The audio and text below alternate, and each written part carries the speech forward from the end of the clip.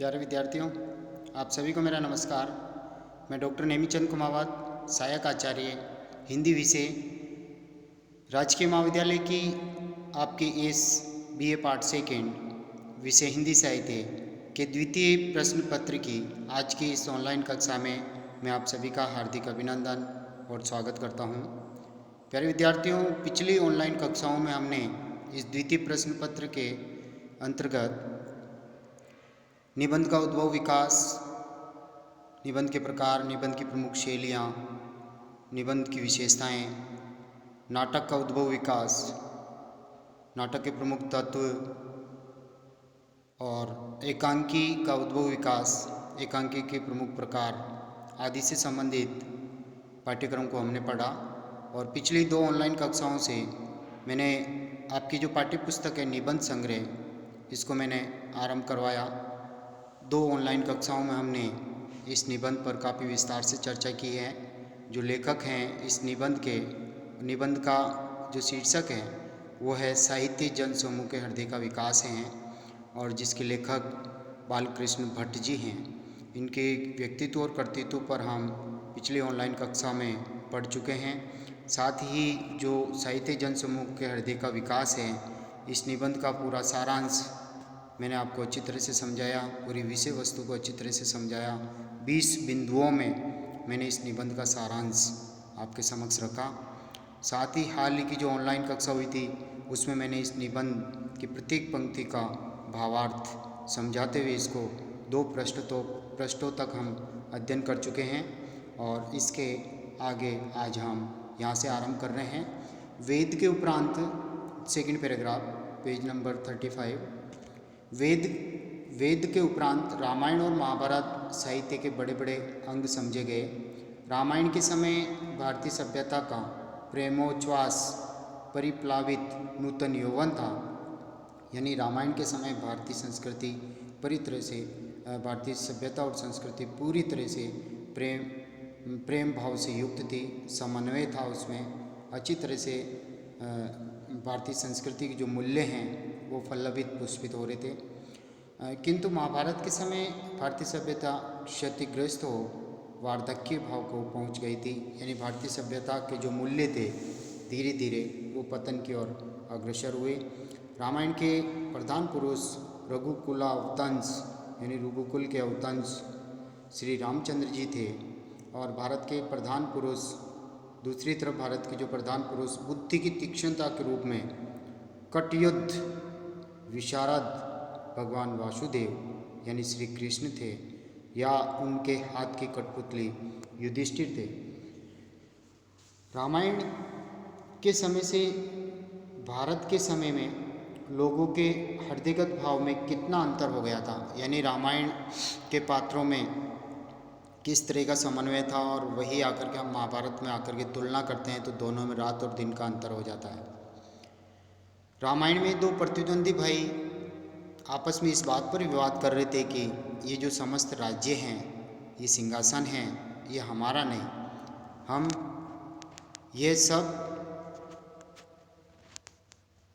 ये हमारा नहीं, ये सब तुम्हारे हाथ में रहे। अंत में रामचंद्र जी ने भरत को विवाद में पराभूत कर दिया। भरत को बातों में पराजित करते हुए समस्त साम्राज्य उसके हाथ में देख सौंप कर आनंद के साथ में पत्नी सहित वनवास को गए। वहीं महाभारत में 2 भाई इस बात पर विवाद करने लगे, इस बात पर कलह करने लगे कि एक भाई दूसरे भाई से कहता है कि सुई का अग्रभाग ढक जाए, इतनी पृथ्वी भी बिना युद्ध में नहीं मिलेगी। शुचग्र नेव दास्यामि बिना युद्धेव केशव, यानी बिना युद्ध के हे केशव सुई का अग्रभाग ढक जाए उतनी जमीन भी हम नहीं देने को तैयार हैं। परिणाम में एक भाई दूसरे पर जय लाभ कर यानी युद्ध में विजय प्राप्त करता है, जंगा में गदाघात होता है और मस्तक पर पदाघात से उसका वध कर भाई के राज्य सिंहासन पर आरूढ़ होकर के सुख प्राप्त किया जाता है और यज्ञ और दान में प्रवृत्त होते हैं। रामायण और महाभारत के आचार्य क्रम से कवि कुल गुरु वाल्मीकि और व्यास जी थे। यानी वाल्मीकि जी ने रामायण लिखा है तो वेद व्यास जी ने महाभारत की रचना की है और दोनों के समय में काफ़ी अंतर आ जाता है। पृथ्वी के और देशों में इनके समान या इनसे बढ़कर कवि नहीं हुए हैं, ऐसा नहीं है, इनसे भी बढ़कर के कवि हुए हैं। जैसे यूनान देश में होमर, रूस में वर्जिल, इटली में डेंटी और इंग्लैंड में चासर, मिल्टन अपनी अपनी असाधारण प्रतिभा से मनुष्य जाति का गौरव बढ़ाने में कुछ कम न थे, परंतु विचित्र कल्पना और प्रकृति के यथार्थ अनुकरण में चिरंतन वृद्ध वाल्मीकि के समान होमर और मिल्टन किसी अंश में नहीं बढ़ने पाए। यानी इनका काव्य सौंदर्य, प्राकृतिक चित्रण और कल्पना सौंदर्य में ये अन्य कवियों से बढ़कर हैं, जिनकी कविता के प्रधान नायक श्री रामचंद्र जी, जो आर्य जाति के प्राण, दया का अमृत सागर, गंभीरता उनमें मौजूद, पौरुषत्व, दर्प की मानव सजीव प्रतीक मूर्ति थे, वे प्रीति और संभाव से महानीय प्रीति और समभाव यानी बराबर भाव से सबको देखते थे, सबसे प्रेम करते थे। इसीलिए उन्होंने महान नीच जाति के चांडाल तक को गले लगाया। उन्होंने लंकेश्वर से प्रबल प्रतिद्वंदी शत्रु को भी कभी तृण के बराबर नहीं समझा। स्वर्ण मंडित सिंहासन और तपोवन में पर्णकुटी उन्हें एक समान सुख देने वाली लगी।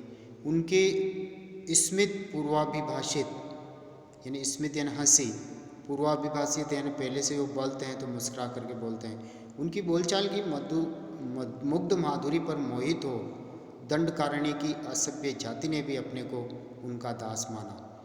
आहा, धन्य श्री रामचंद्र जी का अलौकिक महात्म्य, धन्य वाल्मीकि जी की कल्पना सरसी, जिससे ऐसे ऐसे स्वर्ण कमल प्रस्फुटित हुए। काल के परिवर्तन की कैसी महिमा है कि जो अपने साथ ही साथ मानुषी प्रकृति के परिवर्तन पर भी बहुत कुछ असर पैदा कर देता है।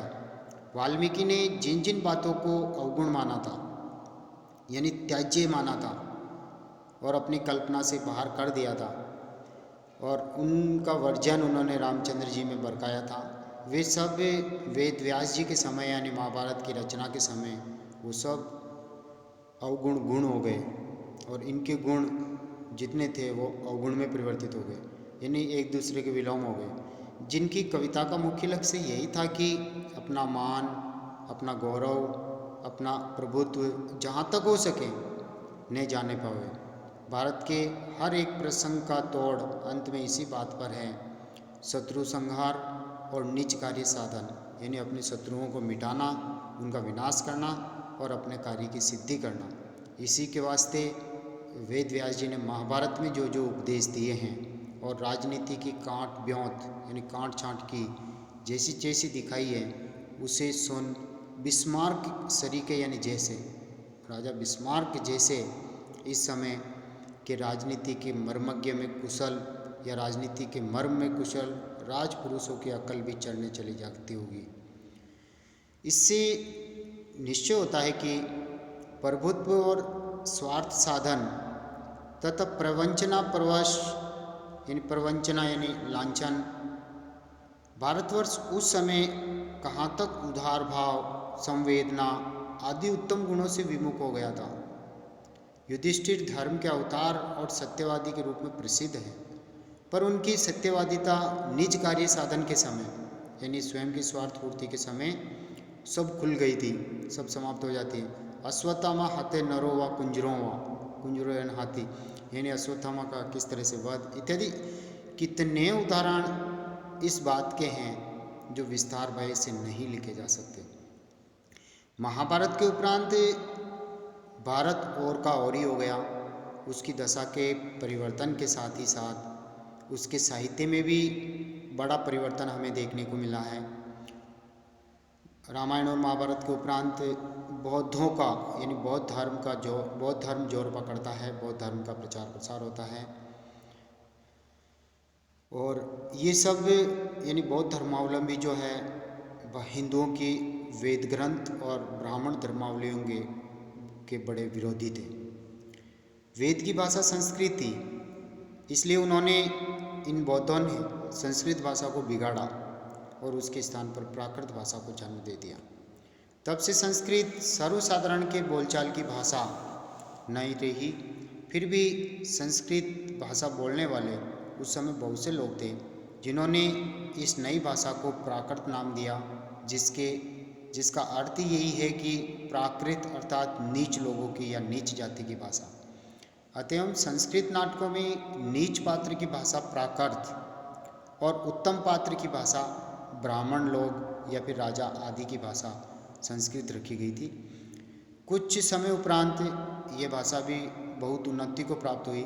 शोरसेनी, महाराष्ट्री, मागधी, अर्धमागधी, पेशाची आदि इसके अनेक यानी प्राकृत भाषा के अनेक भेदोपभेद हुए, जिसमें भी बहुत से साहित्य के ग्रंथ रचे गए हैं समय समय पर। गुणाढ़्य कवि का आर्यावर्त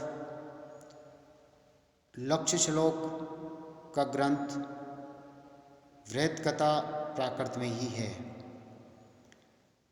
इसके सिवाय शालिवाहन, सप्तशती आदि कई एक उत्तम प्राकृत के ग्रंथ और भी हमें मिलते हैं। नंद और चंद्रगुप्त के समय इस भाषा की बड़ी उन्नति हुई थी। जैनियों के सब ग्रंथ प्राकृत भाषा में ही हैं।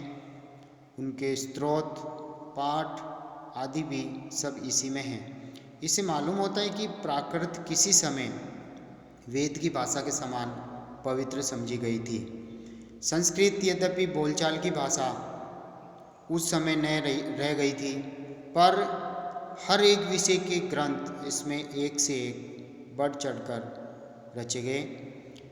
साहित्य की तो यहाँ तक तरक्की हुई कि कालिदास आदि कवियों की उक्ति युक्ति यानी कथनों के मुकाबले वेदों का भद्दा और रूखा साहित्य अत्यंत फीका मालूम होने लगा। यानी कालिदास जी की रचनाएं बहुत ही उत्तम कोटि की मानी जाती हैं। कालिदास जी की एक एक उपमा पर और भवभूति, भारवी, श्रीहर्ष, बाणभट्ट की एक एक छटाओं पर वेद का उम्दा से उम्दा यानी अच्छे से अच्छा सूक्त यानी वाक्य, सुंदर कथन, जिनमें हमारे पुराने आर्यों ने माथापच्ची करके साहित्य सृजन में भारी कारीगरी दिखाई थी, वो सभी इनको पर न्योछावर की जा सकती है। यानी संस्कृत के साहित्य के लिए विक्रमादित्य का समय अगस्तन पीरियड कहलाता है। अर्थात उस समय संस्कृत जहाँ तक उसके लिए परिष्कृत होना संभव था अपनी पूर्ण सीमा तक पहुँच चुकी थी। यानी संस्कृत भाषा अपनी पराकाष्ठा पर थी, उसका पूरी तरह से विकास होकर के वो सामने आ गई, पूरी तरह से प्रांजल और परिष्कृत होकर। यद्यपि भारवी, मागकवि, मयूर प्रभृति कई एक उत्तम से उत्तम कवि धराधिपति भोजराज के समय तक और उसके उपरांत भी जगन्नाथ पंडित राज तक बराबर होते ही गए, किंतु संस्कृत के परिष्कृत होने की सामग्री उस समय तक पूरी हो चुकी थी। भोज का समय तो यहाँ तक कविता की उन्नति का था कि एक श्लोक के लिए असंख्य इनाम राजा भोज कवियों को देते थे। वेद का साहित्य उस समय यहाँ तक दब गया था कि छांदस मूर्ख की एक पदवी रखी गई थी। यानी वेदों को यानी संस्कृत वेदों में रची हुई संस्कृत को पढ़ने वाले को छांदस मूर्ख कहा जाता था। केवल पाठ मात्र वेद जानने वाले छांदस कहलाते थे और वे अब तक भी निरे मूर्ख होते आए हैं। तो प्यारे विद्यार्थियों, आज की इस ऑनलाइन कक्षा को हम यहीं समाप्त करेंगे। बौद्ध एक दो लाइनें और हैं, ये इसी पैराग्राफ से हम वापस अगली ऑनलाइन कक्षा को आरंभ करेंगे। बौद्धों के उच्छेदन के उपरांत यानी जैन धर्म और बौद्ध धर्म आने से हिंदू धर्म में एक तरह से खलबली मची थी। ये हिंदू धर्मावलियों और वेदों के बहुत विरोधी रहे हैं। बौद्धों के उच्छेदन के उपरांत एक जमाना पुराण साहित्य का भी हमारे सामने हिंदुस्तान में आता है। उस समय बहुत से पुराण, उपपुराण और संहिताएँ 200-400 वर्षों के हेर फेर में रची गई थी। तो इस संदर्भ में हम अगली ऑनलाइन कक्षा में पढ़ेंगे। प्यारे विद्यार्थियों, ये जितने भी वीडियोज हैं, ये लेक्चर्स हैं, ये आपके महाविद्यालय की जो यूट्यूब चैनल है CCE राज गवर्नमेंट कॉलेज रायपुर भीलवाड़ा, इसके यूट्यूब चैनल पर हम इन सभी वीडियोज को अपलोड कर रहे हैं और इनके जो लिंक्स हैं वो आपके व्हाट्सएप ग्रुप जो कक्षावार बनाए गए हैं उनमें भी हम शेयर कर रहे हैं। और कॉलेज की इस यूट्यूब चैनल पर प्ले लिस्टें भी बनी हुई है विषयवार, आप वहाँ से भी इनको ओपन करके पढ़ सकते हैं। आप अपनी पढ़ाई जारी रखें। अगली ऑनलाइन जो कक्षा होगी जिसमें हमने ये आपकी निबंध संग्रह जो पुस्तक है जिसके संपादक डॉक्टर हेतु भारद्वाज जी हैं, इसमें 10-11 निबंध आपके पाठ्यक्रम में संकलित हैं, जिसमें पहला निबंध जो है उस पर मैंने पिछली 2 ऑनलाइन कक्षाएं ले ली हैं और आज की इस ऑनलाइन कक्षा और एक आगामी ऑनलाइन कक्षा में ही आपका निबंध पूर्ण होगा। तब तक के लिए धन्यवाद। अगली ऑनलाइन कक्षा में हम आगामी मैटर को पढ़ेंगे। जय हिंद, जय भारत।